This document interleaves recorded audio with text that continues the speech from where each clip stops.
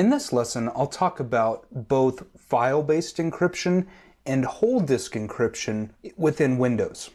The two technologies are known as EFS, or Encrypting File System, and BitLocker. Encrypting File System is a file-based encryption technology built into Windows, and BitLocker is whole disk encryption built in for Windows volumes or the entire drive. Let's go to sensitive documents real quick. Click on Properties. I've already encrypted this folder, so I have this little lock on here. We can manage that encryption by clicking on the Advanced tab and either unchecking this box or additionally going into our security settings for EFS, which we'll cover in just a minute. Okay, here's our user. This is the only user that can actually decrypt that information. File-based encryption is different than whole disk encryption. Let's say that we have a virus that infects our Windows system while it is up and running and decides to pilfer data from the system, grabbing any document that it can. Well, with file-based encryption, the attacker is going to get only the encrypted file. Whereas if we just had whole disk encryption turned on, the only thing that we're preventing is preventing the loss of that hard drive, or if somebody decides to try to break into that computer without knowing the password. We can manage EFS by clicking on, just typing in EN here, and going to Manage File Encryption Certificates. Okay? Encrypting File System is the part that we're going to configure next. So we'll click Next, and we'll use the certificate that is issued by the system. Now, if we're on a domain, we could actually have the Active Directory store this information. We're not going to do that right now, so let's click Cancel. File-based encryption is best when we have documents that we need to secure between two different parties. So let's say that we're on a Windows domain and need to transfer those files to a user in the finance department.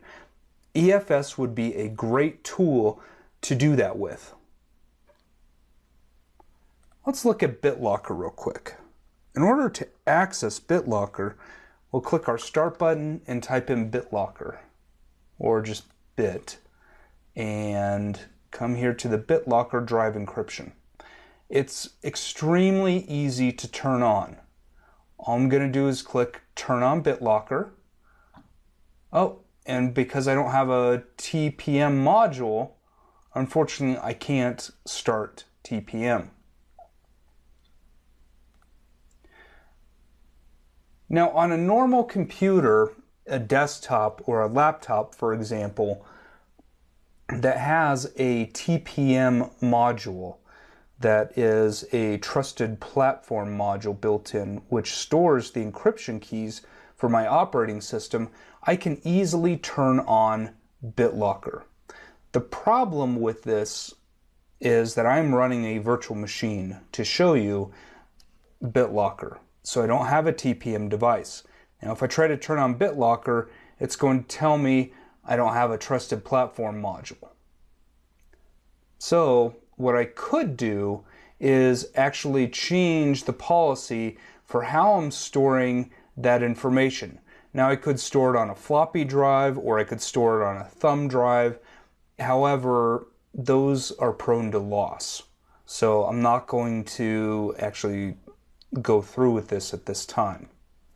BitLocker is extremely important if we want to protect the files on our system.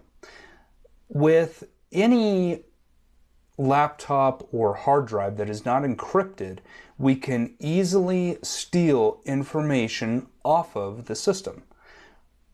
We can use something that's called a offline password manager to actually get into the SAM database and change a user's password to get in.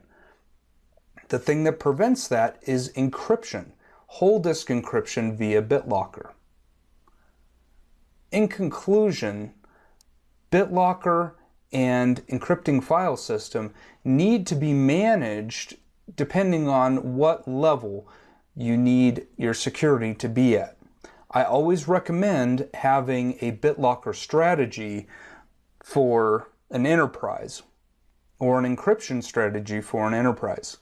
Those systems that are laptops should be encrypted with BitLocker to prevent someone from stealing the information if they lose that hard drive or that laptop.